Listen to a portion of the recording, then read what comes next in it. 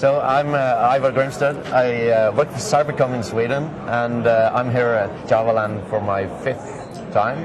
So, and I'm here with Holly, so if you'd like to introduce yourself. Yeah, I'm Holly Cummins. I work for IBM. This is my 3rd time at JavaLand, but I'm so happy to be here. And my role within IBM is in the IBM Cloud Garage. So we use lean startup, design thinking, extreme programming to help customers take advantage of what the cloud offers. Yeah. That's cool, and you actually did a keynote here today. I did. Yesterday. I did, yes, yeah. So I talked about cloud native, which is kind of old news. You know, we've all been hearing about cloud native for a while, and it feels at this stage a bit like hype. But there's actually a lot to unpack with cloud native, because almost everybody, when they go to the cloud, they think it's going to make everything better, and it almost does, but there's these pitfalls. So we need to figure out how to do ops differently. We need to figure out how to do logging differently, that kind of thing. And it can be really uncomfortable when we're used to having complete control over the full stack to suddenly realize that there's only a part of the stack that we have access to. Yeah. And you did a really cool angle to it, telling a story. And I remember one of your, I think you said, we're all the hero of our own story. Yeah, definitely. And you know, all of us, we're paid to do our jobs, but we also love doing our jobs. And the reason that we do our job really is that we want to make the world a better place. We want to excel at something, and what we want to, there's these challenges that we have in the way. So as computer professionals, most of our challenges involve the lack of hardware. The hardware is too slow. Once we get the hardware, we have to patch it. We have to, keep doing these tedious tasks, and nobody likes doing tedious tasks because we know they prevent us from doing what we actually should be doing, which is adding value, driving change, innovating, all of the stuff that really gets us excited about our jobs.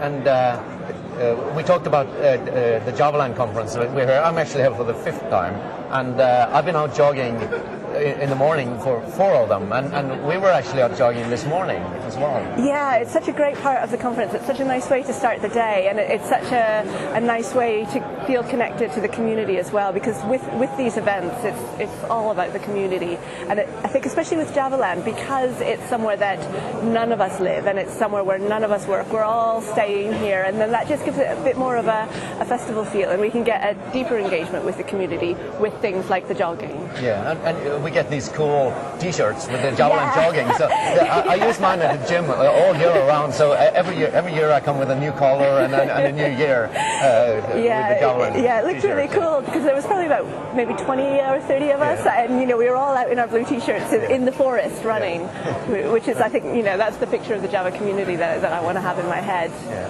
that's pretty cool. Yeah. So we also together yesterday had a panel on the future of Java EE, or Jakarta EE, which we call it now. How do you look at that? I think it's so exciting. What we're seeing is that Java EE had not had very much movement in a while, but now all of a sudden with this move to the community, there's so much excitement, there's so much energy, there's so many people who are saying, oh hey, now that I have the voice to have some input into the specification, here's where I think it should go. And I think we've got so many changes in the ecosystem in which we operate because we have this shift to the cloud, and this move to Eclipse I think will really help Java EE keep up with that shift to the cloud and become the premier environment for running Java workloads or any workload on the cloud. And we also have the possibility of having the synergy with the Microprofile Project, where IBM is also very active. Yeah, definitely. And I mean, I think there's sort of two quite nice ways that Microprofile and Jakarta EE can interconnect. One is that they can have different cadences, because some businesses have a need for speed. Some businesses really have a need for not speed, which seems counterintuitive. It seems like, why wouldn't I always want the greatest? But sometimes the greatest will not be backwards compatible. Sometimes the greatest, will need testing, and not everyone wants to move at that pace. So we can have Jakarta EE rather as the stable place, and then Microprofile as the incubator for the new ideas. But there's also, traditionally, Java EE has had some problems as a specification because it's so big. And to try and understand everything that's in it, most of which you'd never need, it can be hard, and it can be a barrier to adoption. So by having a more carefully curated set where we can say to people, if you're using Java in the cloud for microservices. This is what you want. This is what you need to understand. I think it helps everybody because it just does mean that there's a whole bunch of cognitive load that vanishes by having it trimmed down. And then if you need something extra, then you can go to Jakarta EE as well.